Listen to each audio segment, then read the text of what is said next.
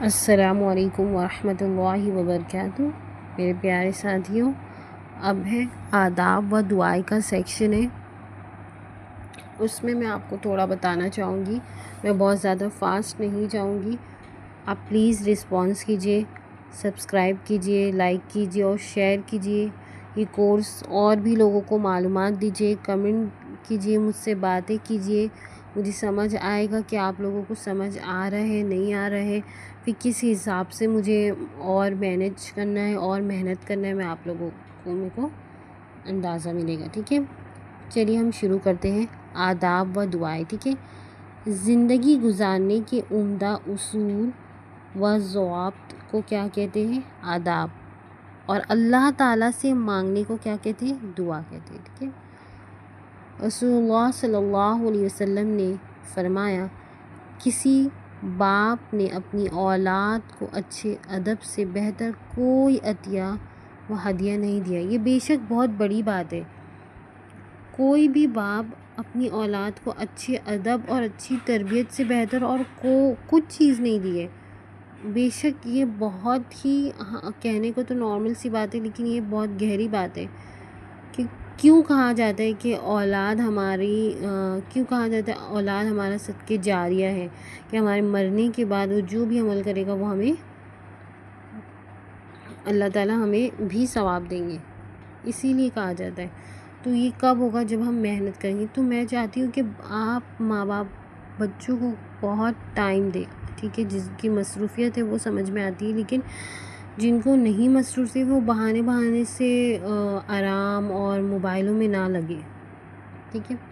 رسول اللہ صلی اللہ علیہ وسلم نے اپنے بچوں کو اچھے آداب سکھانے کی ترغیب دی ہے اور اسے بچوں کے لیے بہترین عطیہ و ہدیہ قرار دیا گیا ہے، ٹھیک ہے۔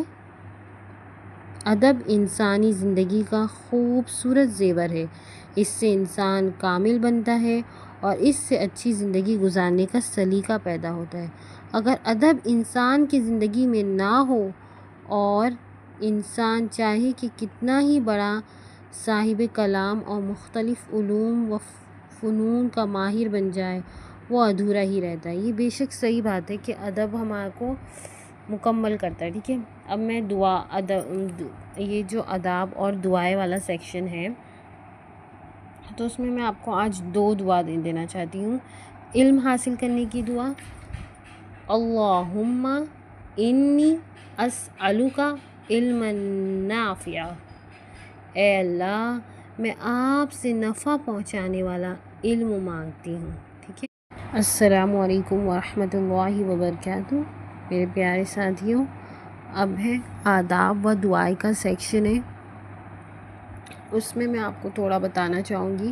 میں بہت زیادہ فاسٹ نہیں جاؤں گی، آپ پلیز رسپانس کیجئے، سبسکرائب کیجئے، لائک کیجئے اور شیئر کیجئے۔ یہ کورس اور بھی لوگوں کو معلومات دیجئے، کمنٹ کیجئے، مجھ سے باتیں کیجئے، مجھے سمجھ آئے گا کہ آپ لوگوں کو سمجھ آ رہا ہے نہیں آ رہا ہے، پھر کس حساب سے مجھے اور مینیج کرنا ہے اور محنت کرنا ہے، میں آپ لوگوں کو میرے کو اندازہ ملے گا، ٹھیک ہے۔ چلیے ہم شروع کرتے ہیں۔ آداب و دعائیں، ٹھیک ہے۔ زندگی گزارنے کے عمدہ اصول و ضوابط کو کیا کہتے ہیں؟ آداب۔